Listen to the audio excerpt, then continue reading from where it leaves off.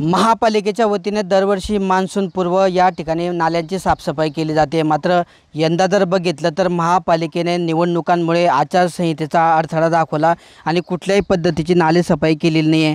आपण आता जळगाव शहरातल्या जुन्या जळगाव परिसरातील डॉक्टर बाबासाहेब आंबेडकर नगर या भागामध्ये आहोत। आपण जर बघितलं तर आपण आता या भागातला नाला जर बघितला तर याची गेल्या 3 वर्षापासून स्वच्छता ही झालेली नाही आहे। त्यामुळे या ठिकाणच्या नाल्याकाठचे जे घरं आहेत या ठिकाणच्या घरांमध्ये दरवर्षी पाणी पावसाच्या पाण्यामुळे पाणी शिरतं आणि या ठिकाणच्या नागरिकांना अनेक अडचणींचा या ठिकाणी सामना करावा लागतो।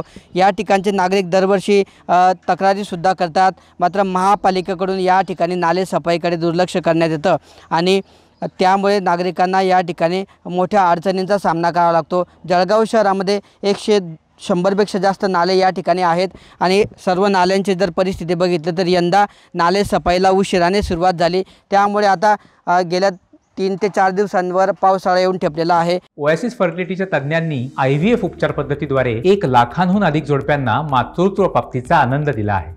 मोफत अपॉइंटमेंट बुक करण्यासाठी आजच संपर्क साधा। पावसाळ्याचं आगमन झाल्यानंतर मुसळधार पाऊस झाला तर या ठिकाणी नाल्यामध्ये असलेलं घाण यामुळे या ठिकाणी पाणी साचेल आणि हे या घरांमध्ये या पाणी शिरण्याचा धोका आहे। या ठिकाणचे नागरिक अनेक वेळा या ठिकाणी तक्रारी करतात। मात्र कुठल्याही पद्धतीच्या समस्या किंवा या ठिकाणच्या परिसरातील नागरिकांच्या सोडवल्या जात नाही। गेल्या 3 ते 4 वर्षांपासून या नाल्याची साफसफाई करण्यात आलेली नाही आणि यावेळेससुद्धा या ठिकाणी नाल्याची साफसफाई करण्यात आलेली नाही। त्यामुळे आपण जर बघितलं तर मेन पाण्याचा प्रवाह आहे त्या ठिकाणी प्रचंड असं कचरा या ठिकाणी अडकलेला आहे आणि त्यामुळे या ठिकाणी जर मुसळधार पाऊस झाला तर नाला प्रवाहित होण्यास कुठलाही मार्ग नसल्यामुळे नाल्याचं पाणी मिळेल त्या मार्गाने या घरांमध्ये शिरेल आणि त्यामुळे नागरिकांना मोठ्या अडचणींचा सामना करावा लागणार आहे।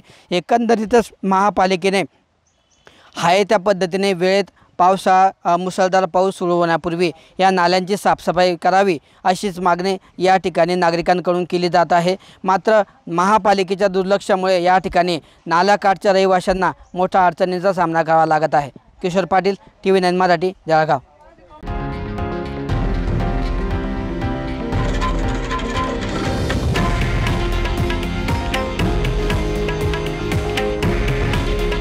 हे आहे देशातील नंबर 1 न्यूज नेटवर्क आणि आपण पाहत आहात TV9 मराठी।